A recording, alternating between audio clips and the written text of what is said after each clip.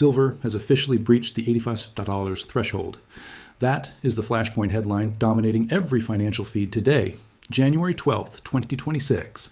Chartists are declaring a monumental technical breakout above historical resistance. High-frequency algorithms are chasing the gap up. The mainstream financial press is frantically attempting to rationalize why precious metals have suddenly become invincible. But that narrative is a distraction. It is noise. While the world fixates on that $85 figure blinking on their terminals, the actual event is unfolding 8,000 miles away in Shanghai. Physical silver is currently exchanging hands at $93 per ounce in Asian trade. That represents an 8 chasm between the paper price of futures contracts in New York and the cash price of metal in China. Consider the implications of this divergence. We're not discussing a temporary retail markup on coins. We are witnessing institutional-grade 1,000-ounce commercial bars, the standard unit of global trade, pricing drastically differently depending on your geographic location. For the first time in half a century, the derivatives market has surrendered control of the physical asset, and the majority of the market remains oblivious. It is essential to comprehend the mechanism that has governed silver pricing since 1971, following the collapse of the Bretton Woods Agreement. For 53 years, the COMEX futures market in New York has acted as the supreme arbiter of global value. When the digital boards at the New York Mercantile Exchange flashed $30, buyers in Mumbai, London, Zurich, and Shanghai accepted this as the baseline reality. There might be minor variances, 50 cents for freight, $1 for casting, but COMEX sets the anchor price. This hegemony was maintained through arbitrage. If silver rose to $30 in London while lagging at $30 in New York, traders would instantly buy New York contracts, transport the metal to London, and capture the $2 spread. In hours, the gap would vanish as metal flowed toward the premium. It functions like gas stations. If one corner charges more, traffic shifts to the cheaper pump until prices align. Arbitrage kept global prices locked within a tight spread, reliably for decades. That mechanism expired 11 days ago. On January 1st, 2026, the People's Republic of China enforced a new export licensing regime for silver refineries. You may have glimpsed a footnote in the financial news regarding regulatory compliance, environmental mandates, or industrial consolidation. The terminology was intentionally dry, crafted to ensure casual observers would ignore it. However, the reality is far more drastic. Beijing now mandates that silver refiners maintain a minimum annual capacity of 80 tons and secure specific government clearance for every export batch. On paper, it appears to be about quality assurance and modernization. However, when you analyze the structure of China's refining sector, this wasn't a reform, it was a systemic purge. Prior to January 1st, hundreds of small to mid-tier refiners exported silver to the West. These entities processed roughly 3,500 metric tons annually, translating to 112 million ounces moving from China to American and European vaults. As of January 1st, 90% of those exporters lost their licenses. The metal exists, but it is now trapped within China's borders, accessible only to domestic industry and state-approved buyers. Crucially, you must grasp the scale of this disruption. China refines 70% of the world's silver supply. By locking down exports, they did not merely tighten global inventory, they severed the arbitrage tether that kept Western paper markets honest. Visualize the scenario. You are trading in New York at $85, and you see Shanghai bidding $93. Under the previous regime, you would execute an immediate arbitrage trade. Buy the cheap COMEX future, take delivery, ship to China, and pocket the risk-free profit. But today, that trade is impossible. China will not permit the importation of metal without strict government approval. The arbitrage loop is broken before execution. When arbitrage fails, prices decouple. Once they decouple, the divergence expands until the system fractures. Today is that fracture point. COMEX paper claims trade at 85. Shanghai physical metal trades at 93. This 8 spread is not a glitch. It is a permanent bifurcation signaling that two distinct markets now exist. One is driven by paper speculation, the other by physical scarcity. Here is why this impacts you directly. Regardless of your current position in metals, bullion dealers across North America are signaling a complete supply chain breakdown. They are unable to secure 1,000-ounce commercial bars at any rational premium. This is not about a shortage of retail silver eagles, which are already extinct or commanding absurd 50% premiums. This concerns the institutional wholesalers, who move millions in inventory weekly. These are the logistical hubs supplying electronics manufacturers, solar fabricators, and semiconductor giants. Well, their message to clients is uniform. We can sell to you, but we cannot guarantee replacement stock. To contextualize this, these dealers can theoretically buy paper silver on COMEX at $85 all day. They can purchase contracts representing millions of ounces with a mouse click. But if they attempt to stand for delivery, to convert that digital contract into physical bars, the metal is absent. If they find a seller, the ask price is $90 to $95, Shanghai parity. How do you define a futures market where you can purchase contracts but cannot secure the underlying asset at the quoted price? You define it as a broken market. It is a failure of price discovery and marks the terminal phase of paper-dominated pricing. Three colossal forces intersected during the first 12 days of January 2026, and their collision catalyzed today's violent move to 85. Force number one struck on January 1st with the Chinese export blockade. 112 million ounces of annual flow simply vanished from the Western ledger. To visualize the impact, global mining yields $830 million ounces, while industrial usage eats 520 million. When you add investment demand, the market was tight but functional. Subtract 112 million ounces abruptly, and you create a structural deficit that cannot be filled by ramping up production, because silver mines take 5 to 7 years to bring online. You cannot simply turn a valve and produce more silver. Force number two arrived between January 9th and 14th via the Bloomberg Commodity Index rebalancing. This is a technical aspect of market structure that is often ignored, yet its impact is profound. Major institutional funds tracking these indices are mathematically obligated to adjust their weightings periodically. This January, the rebalancing algorithm dictated that funds sell approximately $4 to $5 billion in silver positions to realign with their targets. That is $5 billion in mandatory selling, unrelated to valuation, driven purely by formula. In a normal environment, a sell order of that magnitude would crush the spot price by 10 to 15%, likely forcing silver down from $76 to $65. However, the opposite occurred. Despite $5 billion in selling pressure, silver rallied 12% to $85. Reread that. Massive selling resulted in rising prices. This is a market anomaly that only occurs when physical accumulation totally overwhelms paper liquidation. Sovereign wealth funds and industrial buyers absorbed every contract sold. Force number three is the critical depletion of COMEX inventory. Registered inventory, metal that is warranted and available for immediate delivery against futures, has collapsed to between 28 and 31 million ounces as of today. This represents a 70% decline since 2020, when stocks exceeded 100 million ounces.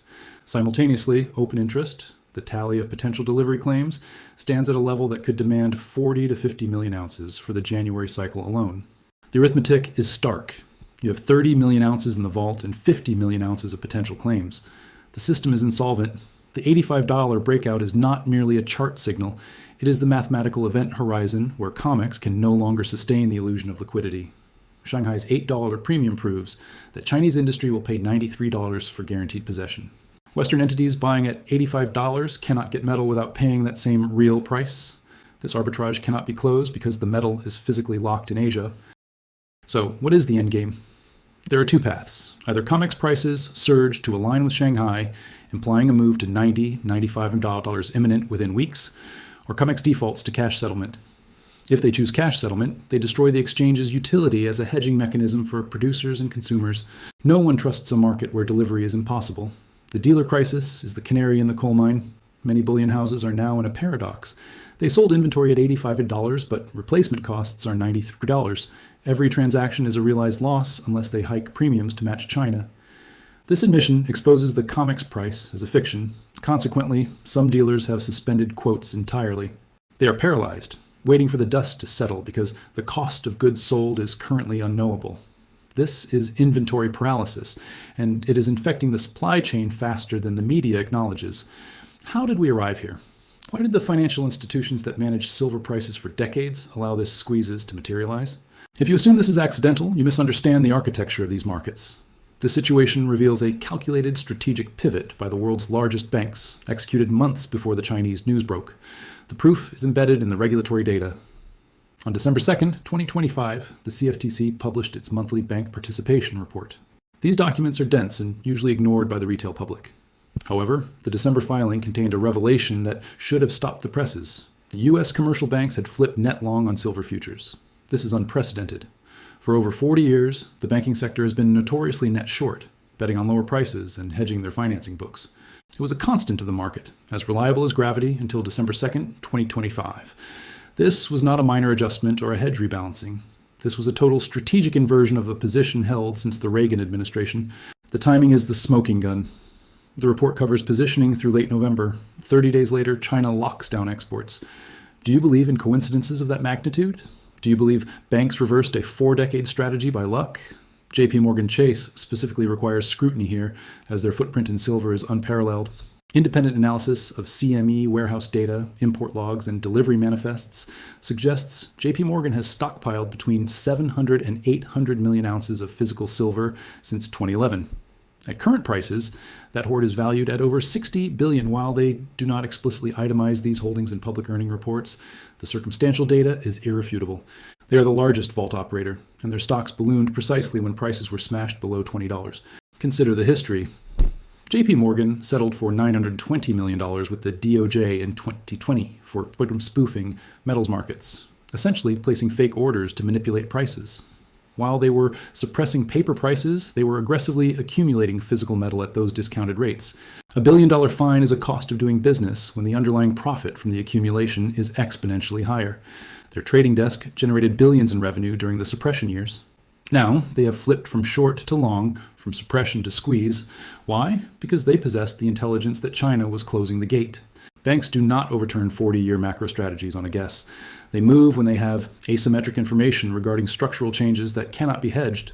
The Chinese policy wasn't public until December, but the smart money knew in Q3. Now they sit on a massive long position while global inventory evaporates. Let us examine the hard mathematics of the COMEX inventory, as this is where narratives die and reality begins. The CME Group publishes daily warehouse reports. As of this morning, January 12th, 2026, the data is as follows. Total stocks are roughly 450 million ounces. However, registered inventory, the only metal available for delivery, is a paltry 28 to 31 million ounces. And eligible inventory sits at 420 million, but this distinction is vital. Eligible metal is owned by private parties, miners, funds, billionaires, stored in the vault for safekeeping. It is not for sale at the spot price. It is not available to satisfy your delivery request. Functionally, the exchange has only 30 million ounces to back the entire futures market. Against this, we have the open interest, contracts representing future delivery obligations, totaling 180,000 contracts. Each contract represents 5,000 ounces, creating a notional exposure of 900 million ounces. Historically, only roughly 2% of contracts stand for delivery. The rest are cash settled or rolled. A 2% delivery rate equals 18 million ounces monthly. With 30 million in the vault, the exchange could survive 2 months of normal activity. But January 2026 is an aberration. Industrial buyers, solar plants, chip foundries, EV battery makers cannot use paper contracts to manufacture goods. A solar factory in California cannot layer photovoltaic cells with a futures contract. They require physical silver paste. With the Chinese supply line cut, their only option is the COMEX delivery window. Preliminary data for January shows 6% to 8% of open interest standing for delivery. That is triple the historical norm. At 6%, demand hits 54 million ounces. At 8%, it is 72 million. The vault holds 30 million. The equation is insoluble. What if I told you two brothers almost cornered the entire world's silver market, driving its price to an insane high, and then watched it all come crashing down in a single day? This isn't a movie plot. It's the unbelievable true story of the Hunt brothers and their quest to control silver. Let's rewind to the 1970s. The world was a mess. Inflation was soaring, the dollar was weak, and people were desperately looking for a safe place to put their money. Enter Nelson Bunker Hunt and William Herbert Hunt, sons of a legendary Texas oil tycoon. They weren't your average investors. They saw the chaos and thought, gold is for the masses, but silver is undervalued. Their logic was simple. Historically, silver was money. But with industrial uses booming and governments selling off their reserves, the Hunts believed a massive shortage was inevitable. They started buying. And I don't mean a few coins here and there. They began buying physical silver bullion, truckloads of it, and storing it in vaults across the world. They didn't stop there. They jumped into the futures market, a place where you can bet on the future price of a commodity. But instead of just betting, they took a radical step. They demanded physical delivery of the silver when their contracts expired. This was a game changer. Usually, traders just settle these contracts with cash. By demanding the actual metal, the Hunts started draining the available supply at an alarming rate. Imagine a grocery store where one family starts buying up all the bread, not just for today, but all the bread scheduled to be delivered for the next few months. That's what the Hunts were doing with silver.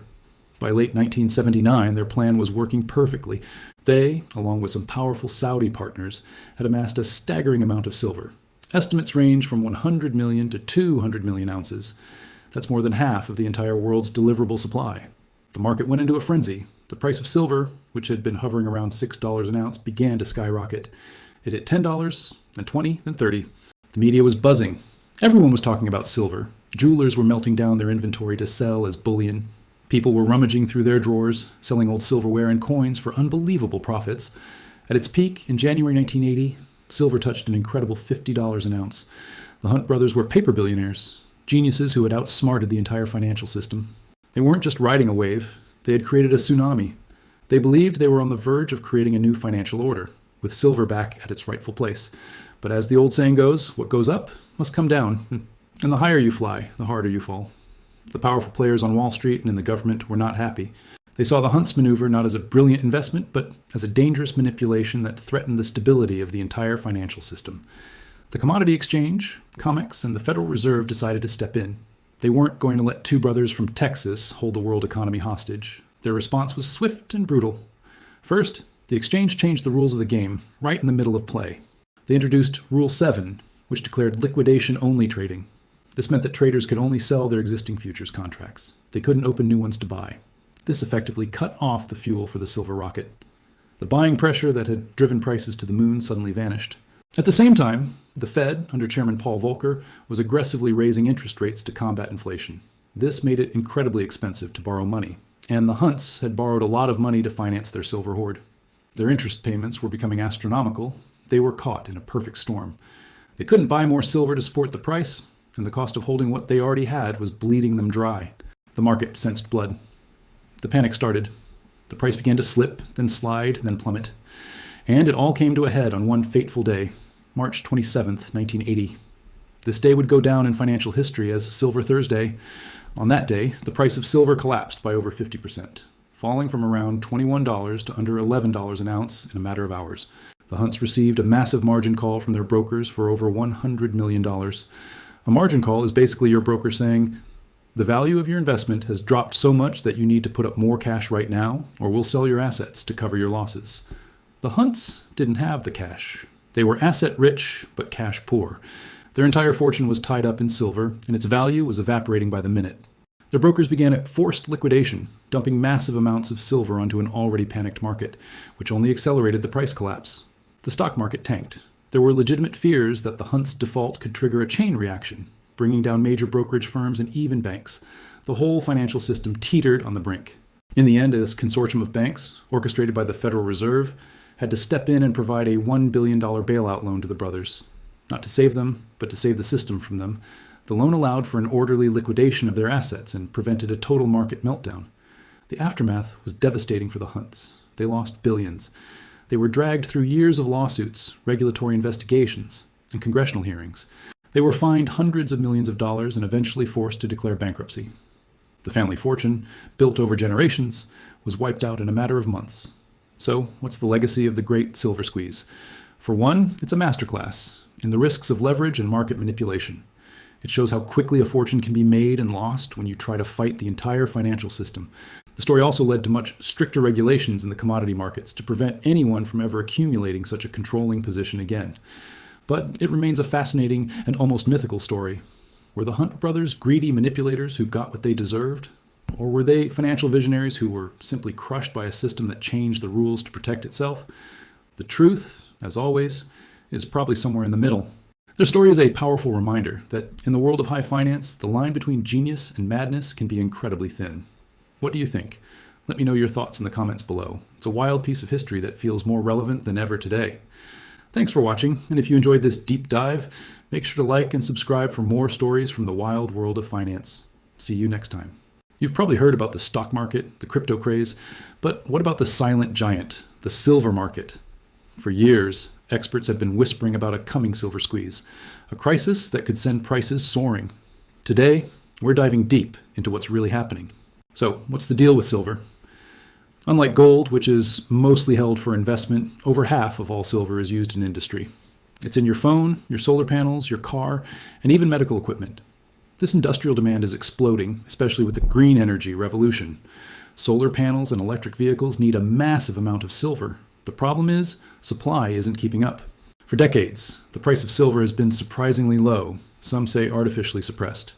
Large financial institutions have held massive short positions, essentially betting that the price will go down. This has created a tense situation, like a coiled spring. But now, with industrial demand skyrocketing and physical silver being bought up by investors at a record pace, that spring is getting ready to pop. We're seeing major silver mines struggling to increase production. In fact, mining output has been relatively flat for years. At the same time, the big exchanges that store silver, like the COMEX in New York and the LBMA in London, are reporting shockingly low inventory levels. There's a real disconnect between the paper price of silver and the actual availability of the physical metal. People are paying huge premiums just to get their hands on actual silver coins and bars. So what does this mean for you? Well, if this supply crunch continues, we could see a historic price correction. Some analysts are predicting silver could double, triple, or even more. This isn't just about making money. It's about a fundamental shift in how we value real, tangible assets in a world of digital everything. The silver story is one of the most exciting and underreported dramas in the financial world right now. Keep your eyes on it. Thanks for watching. If you found this breakdown helpful, make sure to like, subscribe, and hit that notification bell so you don't miss our next deep dive. See you next time. Is silver the most undervalued asset on the planet right now? Let's take a deep dive into the silver market and find out what's really going on. For months, we've seen silver prices dancing around, but the underlying fundamentals tell a much more exciting story. First, let's talk about industrial demand. Silver isn't just a pretty metal for jewelry, it's a critical component in some of the fastest growing industries. Think solar panels, electric vehicles, and all the electronics that power our modern world. The demand from these sectors is absolutely exploding, and it's not slowing down anytime soon. Now, let's flip to the other side of the coin, investment demand. With all the economic uncertainty, more and more people are looking for safe haven assets. While gold often steals the spotlight, savvy investors know that silver offers incredible potential. The gold to silver ratio, which measures how many ounces of silver it takes to buy 1 ounce of gold, is still historically high. This suggests that silver is significantly undervalued compared to its golden sibling. So, what does this all mean for you? Industrial demand is soaring, supply is tight, and investment interest is growing. When you put all these pieces together, the picture becomes crystal clear. The silver market could be gearing up for a major move. It's not about hype, it's about connecting the dots. The combination of industrial necessity and investment appeal makes silver one of the most compelling stories in the market today. What are your thoughts on silver's future? Drop a comment below. I'd love to hear your perspective. And if you got value from this analysis, don't forget to hit that like button and subscribe for more deep dives. Thanks for watching. Let's map out the exact timeline for when the COMEX could reach its breaking point. Based on the accelerated rate of depletion, we see the vaults hitting critically low levels in late February. The real danger zone is the window between February 28th and March 7th. If the inventory of registered silver drops below 10 million ounces, the exchange will be forced to act. Now, you might think back to 1980 when they used something called Rule 7 to crash the price and regain control. But that won't work this time. Why? Because in 2026, the people demanding delivery aren't just speculators. You can't force a major semiconductor plant to sell its silver inventory. They'll just pay cash and take the physical metal because they need it for production. This leaves the exchange with only two real choices. Either let the price skyrocket to the substitution level, which is over $120, or default on their contracts and settle in cash. So what's most likely to happen?